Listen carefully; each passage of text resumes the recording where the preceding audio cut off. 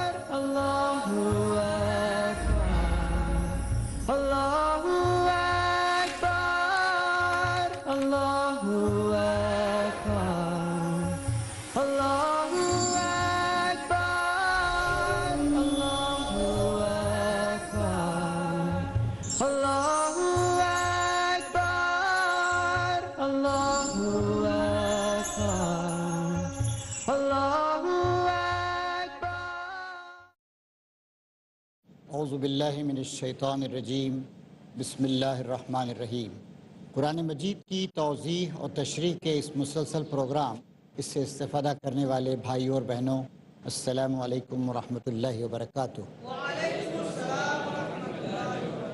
قرآن مجید کی 9ویں سورت سورہ التوبہ جو مدنی سورت ہے، اس کے آخری حصے میں ہم پہنچ گئے ہیں۔ اللہ تعالیٰ کا شکر ہے۔ چنانچہ آج ہم آیت نمبر 119 سے آخر تک تقریباً 11 آیتیں ان کا مطالعہ کریں گے۔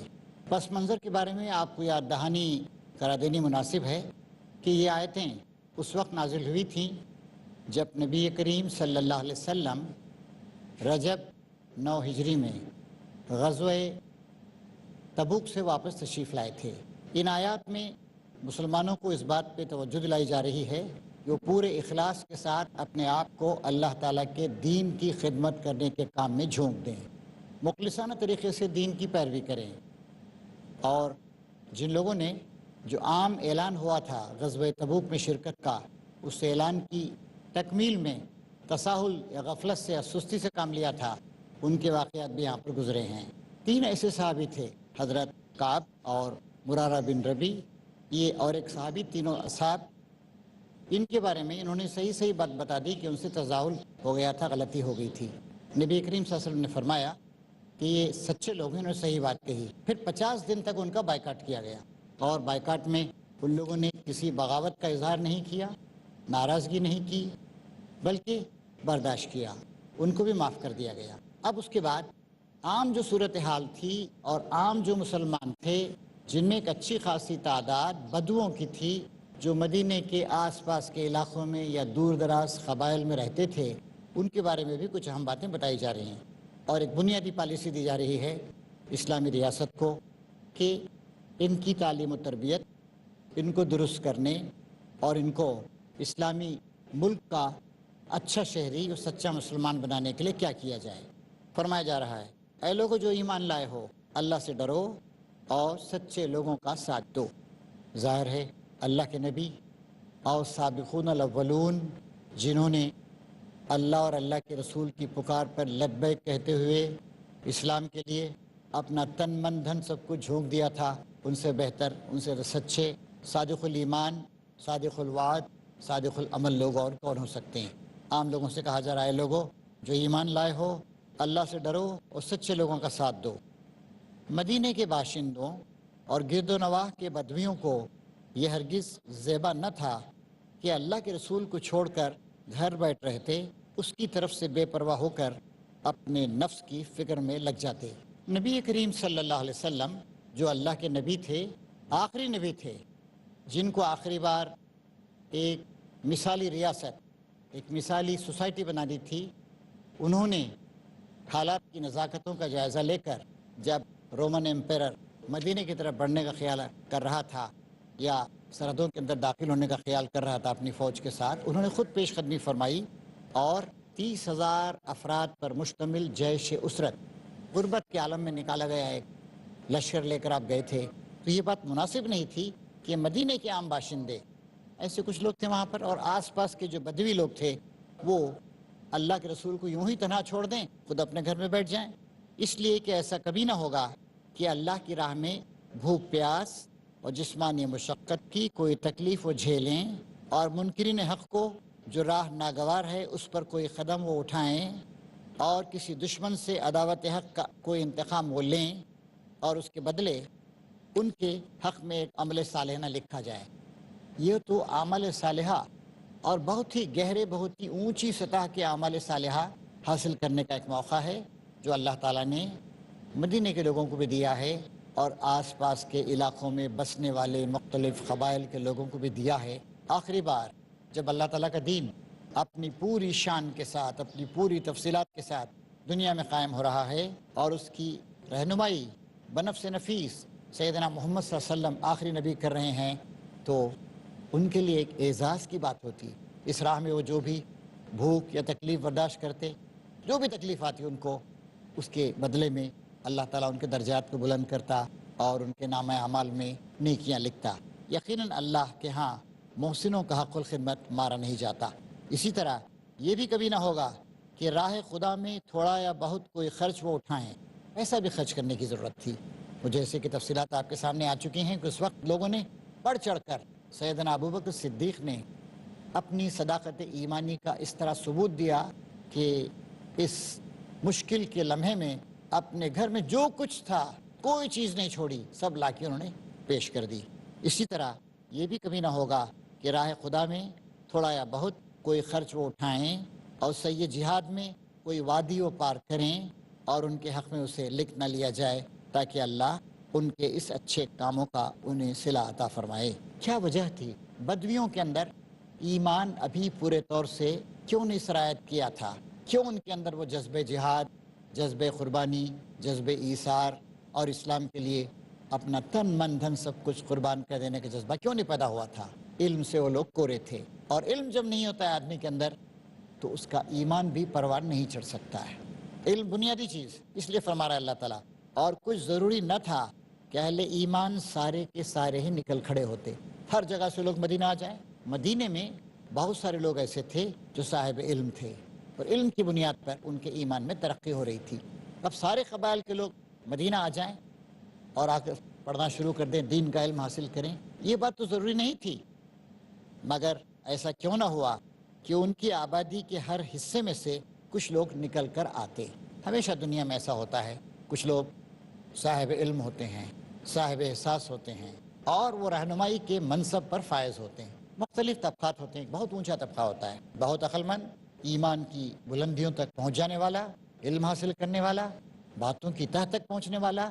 پھر کچھ متوسط ٹائپ کے، درمیانی ٹائپ کے لوگ ہوتے ہیں، کچھ عام لوگ ہوتے ہیں۔ عام لوگوں سے اس بات کی توقع نہیں کی جا سکتی کہ وہ علم، ایمان اور عمل کے بہت اونچے درجوں پر پہنچیں گے، لیکن کم سے کم اتنا تو ہونا چاہیے تھا۔ ہر بستی، ہر قبیلہ، ہر علاقے سے لوگ آتے اور کیا کرتے؟ لیتفقہوا فی الدین، اور دین کی سمجھ پیدا کرتے۔ یہ چیز تو ہونی چاہیے تھی، اور واپس جا کر اپنے علاقے کے باشندوں کو خبردار کرتے تاکہ وہ غیر مسلمانہ روش سے پرہیز کرتے۔ یہ تو ہونا چاہیے تھا، لیکن یہ چیز بھی ابھی بڑے پیمانے پر نہیں ہوئی تھی۔ دیکھیے ہوا کیا، اس سے تقریباً 1 سال پہلے رمضان 8 ہجری میں جب نبی کریم صلی اللہ علیہ وسلم نے مکہ فتح کیا، اور مکہ تو مرکز تھا پورے عرب کا، اور خانہ کعبہ وہیں تھا، مسجد حرام وہیں تھی، اور پورے عرب قوم کی قیادت اور سیادت قریش کے لوگ کر رہے تھے جو مکے میں تھے۔ اور جب مکہ فتح ہوا، اللہ تعالیٰ نے اس کا ذکر یوں کیا ہے، اذا جاء نصر اللہ والفتح ورأیت الناس يدخلون فی دین اللہ افواجا۔ اللہ تعالیٰ کی جب مدد آ جائے اور فتح اور غلبہ نصیب ہو جائے، اور تم دیکھو کہ لوگ جوغ در جوغ، فوج در جوغ، فوج در فوج اسلام میں داخل ہو رہے ہیں۔ جتنی رکاوٹیں تھیں راستے کی ہٹا دی گئیں، جو مشکلات تھیں تقریباً ختم ہو گئیں، خوف تھا ختم ہو گیا، اب اسلام قبول کرنے میں کوئی دقت نہیں تھی، تو لوگ جوغ در جوغ اسلام میں داخل ہونے لگے۔ لیکن اس کے ساتھ ساتھ کچھ خطرات بھی تھے۔ پہلے جب اسلام آیا، اس کی دعوت پیش کی گئی، اس وقت لوگ خوب سوچ سمجھ کر، کیونکہ مشکلات اور مصائب کا ایک طوفان تھا، وہی لوگ اسلام قبول کر رہے تھے جو اسلام کو، اس کی حقیقتوں کو، اس کی بنیادوں کو، اس کی سچائیوں کو، اس کے مطالبات کو، اس کے تقاضوں کو پورے طور سے سمجھتے تھے۔ انہیں معلوم تھا کہ یہ شہادت گہ الفت میں قدم رکھنا ہے، لوگ آسان سمجھتے ہیں مسلمان ہونا، لیکن اب رکاوٹیں ختم ہو گئیں، اب تو اقتدار اسلام کے ہاتھ میں آ گیا۔ مکہ فتح ہونے کے بعد اب تو اتنی طاقت آ گئی نبی کریم صلی اللہ علیہ وسلم اور آپ کے جانثار صحابہ کرام کے پاس کہ وہ رومن ایمپائر سے بھی اب جنگ لڑنے کی پوزیشن میں تھے، جو زمانے کا بہت ہی ترقی یافتہ ایک ملک تھا۔ چنانچہ اب ایک خطرہ یہ پیدا ہوا کہ بہت سے لوگ اسلام میں جو جوگ در جوگ داخل ہونے لگے، ان کی علمی سطح اتنی اونچی نہیں تھی، ان کے اندر سمجھ کا اتنا مادہ نہیں تھا۔ تو اسی لیے بتایا جا رہا ہے کہ یہ بات ضروری ہے کہ ہر گروہ سے، ہر قافلے سے، ہر بستی سے، ہر علاقے سے لوگ نکلیں اور وہ دین کی سمجھ پیدا کریں۔ دین کی سمجھ سے کیا مراد؟ دین کی سمجھ سے مراد یہ ہے کہ دین کی ان کے اندر اتنی سمجھ پیدا ہو جائے اور وہ اس حد تک ہوشیار اور خبردار ہو جائیں کہ وہ غیر مسلمانہ طریقے زندگی سے بچیں۔ اسلامی طریقہ کیا ہے، غیر اسلامی طریقہ کیا ہے، اسلامی فکر تھنکنگ کیا ہے اور غیر اسلامی تھنکنگ کیا ہے، یہ ساری کی ساری باتیں ان کے سامنے آ جائے۔ اتنا علم تو ان کے ساتھ ہونا ہی چاہیے تھا۔ تو اسلام جس چیز پہ، جس علم پہ اولاً زور دیتا ہے وہ یہ ہے کہ لوگ اسلام کی بنیادوں سے، اسلام کے مقصد سے، اسلام کیسا فکر دیتا ہے، کیا عقائد دیتا ہے، اللہ تعالیٰ کے بارے میں کیا بتاتا ہے، ان ساری کی ساری باتوں سے بنیادی طور پر واقف ہو جائیں۔ اور یہ سمجھ بھی عام لوگوں میں نہیں تھی، اب تک وہ رکے ہوئے تھے، اب ساری رکاوٹیں جب ہٹ گئیں تو جوک در جوک اسلام میں داخل ہونے لگے، لیکن ان کے اندر اس سطح کی سمجھداری ابھی پیدا نہیں ہوئی تھی۔ اسی لیے اللہ تعالیٰ یہاں پر کہہ رہا ہے کہ یہ بات ضروری ہے، سب لوگ نکل جائیں بس ضروری نہیں، لیکن ہر جگہ سے ان کے اہم لوگ، ان کے سوچنے سمجھنے والے لوگ، ان کے ایلائٹس وہ آئیں اور آ کر اسلام کی بنیادی تعلیمات کو جاننے کی کوشش کریں۔ اب یہ جو بات بتائی گئی کہ لیتفقہوا فی الدین، دین کی سمجھ پیدا کرتے، اس میں خاص خاص باتیں یہ ہیں کہ دین کو سمجھنا، اس کے نظام میں بصیرت حاصل کرنا، اس کے مزاج اور اس کی روح سے آشنا ہونا، اور اس قابل ہو جانا کہ فکر اور عمل دو چیزیں ہیں، فکر اور عمل، تھنکنگ اور عمل، ان دونوں میں زندگی کے ہر شعبے میں اسلام کے کیا تقاضے ہیں اس بات کو جان جائیں۔ تو حاضرین، اس وقت ہمارے پاس ایک بریک کا وقت آ گیا ہے، ہمیں بریک لینے کی اجازت دیجیے۔ انشاءاللہ بریک کے بعد پھر دوبارہ ہم جمع ہوں گے اور مطالعہ جاری رہے گا۔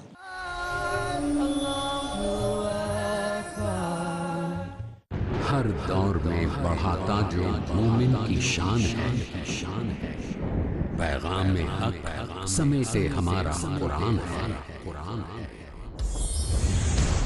اقیم الصلاح، نماز کو قائم رکھو، نماز کو قائم رکھو۔ اول و آخر جس شے کا ذکر ہے وہ ہے نماز۔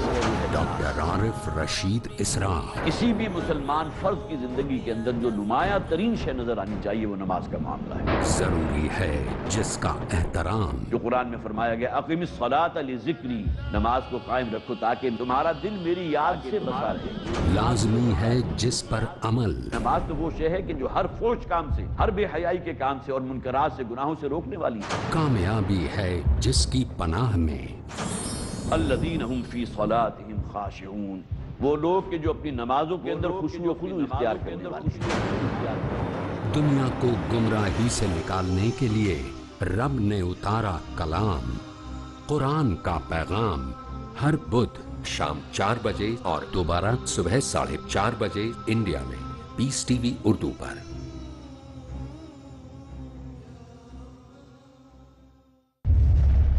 Marriage or divorce, divorce, solution or problem, joint family system, heaven or hell, big fat ills have become the norm. you choose.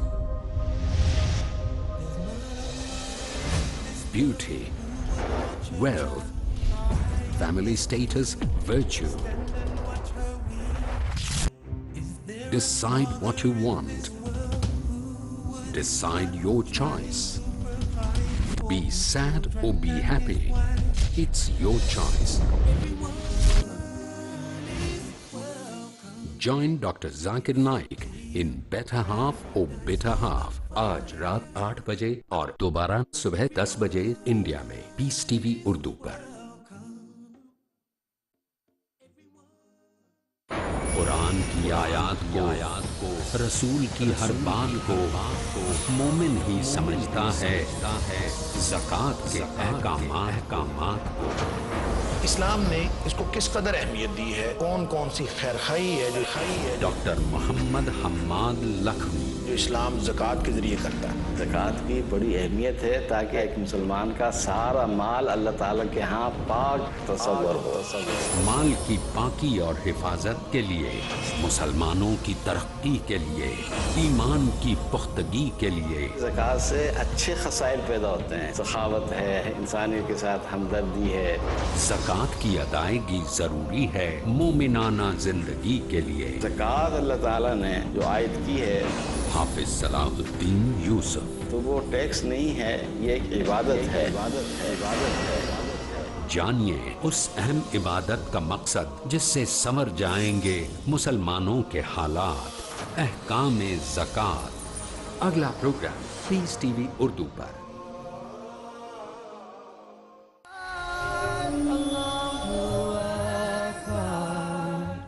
काबिल एहतराम हाज़रीन व नाज़रीन, ब्रेक के बाद प्रोग्राम में आप सबका दोबारा खैर मक़दम है। ब्रेक से पहले जो बातें आपने सुनी थीं वो आपको याद हैं। उस वक्त ये बात अर्ज़ की जा रही थी कि इस्लाम में जब जूक दर जूक लोग दाखिल होने लगे तो आवाम के इस बड़े पैमाने पर इस्लाम कबूल करने की वजह से कुछ ख़तरात भी पैदा हुए। वो आवाम जो इस्लाम की बुनियादी बातों और हकीकतों से वाकिफ़ न थे, उनकी वजह से कुछ कमज़ोरियों का ज़हूर होने लगा।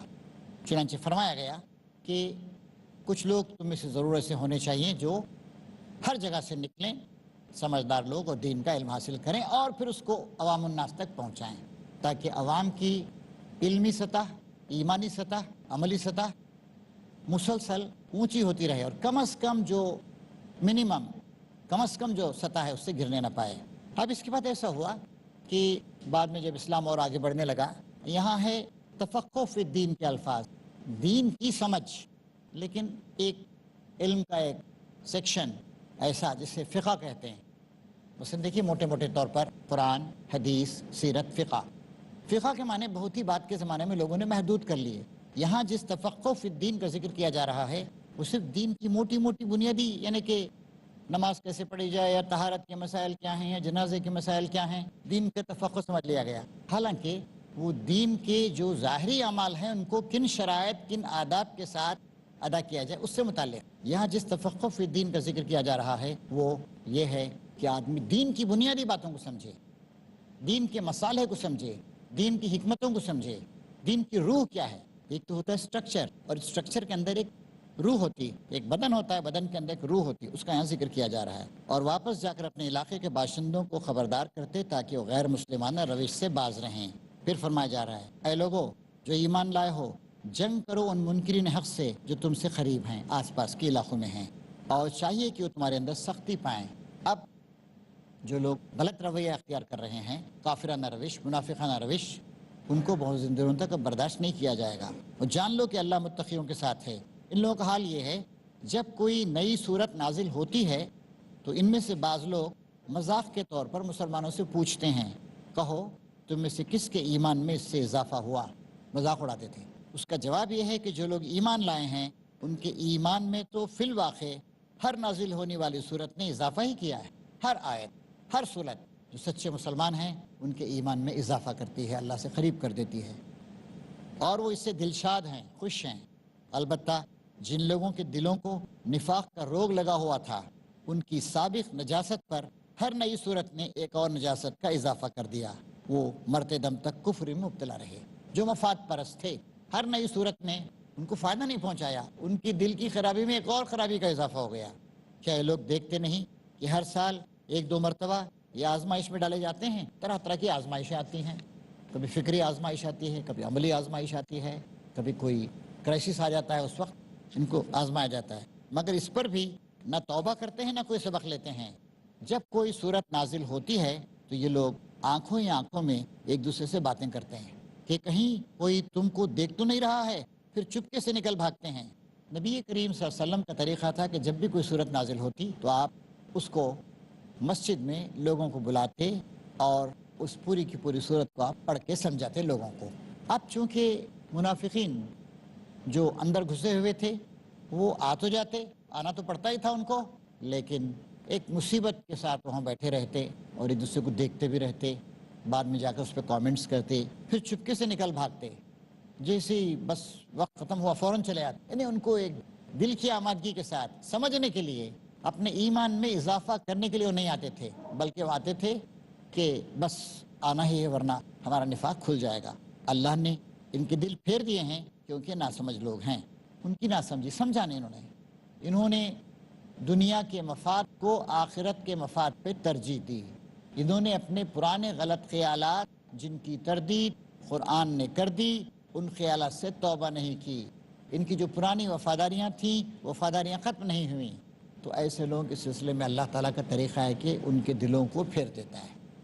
جو نہیں چاہتے اسلام کی طرف آنا، ظاہر ہے جو نفاق میں مرنا چاہتے ہیں نفاق میں ہی مریں گے وہ۔ چنانچہ ہمارے سامنے بے شمار مثالیں آتی ہیں۔ عبداللہ بن ابی کی مثال آئی۔ عبداللہ بن ابی تعلیم یافتہ آدمی تھا، سمجھدار آدمی تھا، صاحب حیثیت تھا، صاحب رسوخ تھا، لیکن اس کے مفاد پہ ضرب پڑ رہی تھی، چنانچہ وہ شروع سے لے کر آخر تک فتنے پھیلاتا رہا، اور مرا بھی تو نفاق کی حالت میں ہی مرا۔ تو یہاں بتایا جا رہا ہے کہ اللہ نے ان کے دل پھیر دیے ہیں کیونکہ ناسمجھ لوگ ہیں، یعنی یہ اپنے مفاد کو نہیں سمجھ رہے ہیں۔ دنیا کے سب سے عظیم نبی، دنیا کی سب سے بڑی انقلابی تحریک اسلام، اس کی قیادت فرما رہے ہیں، اور ان نبی کی تعلیمات کا سلسلہ قیامت تک رہے گا۔ ان کی امت قیامت تک دنیا میں تبدیلیاں برپا کرتی رہے گی، لوگوں کو اسلام کی طرف لاتی رہے گی۔ یہ آخری امت ہے، اتنا بڑا کام ہو رہا ہے، لیکن یہ ناسمجھ لوگ وہ چند مفادات جو ان کے تھے یا کچھ ان کا اقتدار تھا، بس اسی سے چمٹے ہوئے تھے۔ اور وہ عظیم الشان کام، وہ ساری انسانیت کی فلاح کا کام، وہ ایک عظیم تہذیب و تمدن کا ارتقاء، جس کی بنیادیں اس وقت مکے اور مدینے میں اور جزیرہ نما عرب میں رکھی جا رہی تھیں، ان ناسمجھ لوگوں کو اس کی عظمت کا، اس کی بھلائی کا اور اس کے اثرات کتنے طویل ہوں گے اس کا کچھ اندازہ نہیں تھا۔ اسی وجہ سے یہ لوگ اللہ تعالیٰ کی آیات سے اور نازل ہونے والی صورتوں سے کما حق ہو، جیسا کہ حق ہے اس طریقے سے یہ لوگ فائدہ نہیں اٹھا رہے تھے۔ یہ بدقسمتی تھی ان کی۔ آج بھی دیکھیے وہ اسلام ہے، وہ کتاب ہے، حضور کی وہ تعلیمات ہیں، لیکن جو لوگ اور لوگوں سے متاثر ہیں، یہ دنیوی مفادات کے چکر میں پڑے ہوئے ہیں، وہ اس کو سمجھنے کے لیے، اس کو جاننے کے لیے تیار نہیں ہیں۔ آج بھی دیکھیے دین کی بنیادی تعلیمات سے لوگ واقف نہیں ہیں۔ آج ذرا سوچیے آپ، ایک شخص ہائی اسکول پاس کرنے کے لیے 12 سال تقریباً تعلیم میں لگاتا ہے، گریجویشن کرنے کے لیے مزید 4 سال لگاتا ہے، 16 سال تقریباً ہو گئے، اور کوئی پروفیشنل کورس کرتا ہے تو اور 4-6 سال لگ جاتے ہیں اس کی، یعنی تقریباً 20 سال اپنی زندگی کے وہ علوم کی تحصیل میں لگاتا ہے۔ یہ علوم بھی ضروری ہیں، لیکن قرآن مجید وہ ناظرہ نہیں پڑھ سکتا ہے، نماز کے اذکار کا ترجمہ اس کو معلوم نہیں ہے، دین کی بنیادی کیا ہے معلوم نہیں ہے۔ ایک ایوریج نوجوان سے پوچھ کے دیکھیے آپ نے قرآن پڑھا ہے؟ عموماً کہا کہ ہاں پڑھا ہے۔ کس طرح پڑھا ہے؟ بس ایسے ہی پڑھ لیا ہے، سمجھ کے پڑھا ہے؟ یعنی زیادہ تر لوگ یہ سمجھتے ہیں کہ قرآن مجید سمجھ کے پڑھنے کی کتاب ہی نہیں، بس جس طرح سے طوطا مینا کو کچھ بول پڑھائے جاتے ہیں اس طرح پڑھایا جاتا ہوں، اس طرح ہٹایا جاتا ہوں۔ یہ قرآن مجید کے ساتھ کتنا خراب سلوک ہے۔ نتیجہ کیا ہے؟ آج کے دور میں مسلمان عملی لحاظ سے بہت ہی پیچھے ہو گئے۔ یہ تو اس زمانے میں تھا جب اسلام وسعت اختیار کر رہا تھا، ایکسپینڈ ہو رہا تھا، اور آج اسلام اتنا پھیل چکا ہے اور دنیا کے 25% لوگ اسلام پر ایمان رکھتے ہیں، لیکن اسلام کی بنیادی باتوں سے واقف نہیں ہیں، تفقہ فی الدین ان کو حاصل نہیں، یا فقہ کے نام سے جو باتیں ان کو بتائی جاتی ہیں اس میں مسائل تو بتا دیے جاتے ہیں، وضو کے بارے میں بہت تفصیلات بتائی جاتی ہیں، نماز کے بارے میں بہت ساری تفصیلات بتائی جاتی ہیں، لیکن یہ نہیں معلوم کہ نماز پڑھی کیوں جا رہی ہے، اللہ کا دین کیا چاہتا ہے، اللہ تعالیٰ کا دین کیسا فکر لانا چاہتا ہے، اس سب باتیں ان کو معلوم نہیں۔ اب ہم بالکل آخری 2 آیتوں پر پہنچ رہے ہیں۔ فرما رہا ہے اللہ تعالیٰ، دیکھو تم لوگوں کے پاس ایک رسول آیا ہے جو خود تم ہی میں سے ہے، یہ رسول تمہارے ہی درمیان سے اٹھے ہیں، تمہارے ہی فرد ہیں، تمہارا نقصان میں پڑنا اس پر شاق ہے، تم نقصان میں پڑ جاؤ یہ اس کو پسند نہیں ہے، تمہاری فلاح کا وہ حریص ہے۔ حرص کا لفظ، لالچ کا لفظ ہم نیگیٹو معنی میں استعمال کرتے ہیں، یہاں پر یہ پازیٹیو معنی میں، مثبت معنی میں استعمال ہوا ہے۔ تمہاری فلاح کا، تمہاری کامیابی کا، تمہارے ویلفیئر کا وہ حریص ہے، ایمان لانے والوں کے لیے وہ شفیق اور رحیم ہے۔ یہ نبی کریم صلی اللہ علیہ وسلم کی عظمتیں ہیں۔ پہلی بات کہ عام مسلمانوں کا نقصان میں پڑنا، نقصان اٹھانا ان کو ہرگز پسند نہیں ہے۔ عام مسلمانوں کی فلاح ہو، وہ کامیاب ہو جائیں، اور فلاح سے مراد سب سے پہلے اخروی فلاح، اس کے بعد دنیوی فلاح، یہ حضور کی بہت ہی گہری خواہش ہے۔ ایمان لانے والوں کے لیے شفیق اور رحیم ہے۔ چنانچہ دیکھیے نبی کریم صلی اللہ علیہ وسلم نے فرمایا، آسانی پیدا کرو، مشکل نہ پیدا کرو، اور خوشخبری دو، نفرت نہ پھیلاؤ۔ یہ فرمایا آپ نے کہ جب بھی میرے سامنے آسان یا مشکل 2 راستے آئے تو میں نے آسان راستے کو چن لیا، اور فرمایا کہ دین آسان ہے. تو یہ نبی ایمان لانے والوں کے لیے شفیق، شفقت کرنے والا اور رحیم، بڑا رحم کرنے والا ہے. اب اگر یہ لوگ تم سے منہ پھیرتے ہیں تو اے نبی ان سے کہہ دو کہ میرے لیے اللہ بس کرتا ہے. حسبی اللہ لا الہ الا ہو علیہ توکلت وہو رب العرش العظیم. اب اگر یہ لوگ تم سے منہ پھیرتے ہیں تو کہہ دو میرے لیے اللہ بس کرتا ہے، میرے لیے اللہ کافی ہے، اور کوئی معبود نہیں مگر وہ، اسی پر میں نے بھروسہ کیا، اور وہ مالک ہے عرش عظیم کا، ساری کائنات کا مالک، ساری حکومتوں کا والی، سرپرست.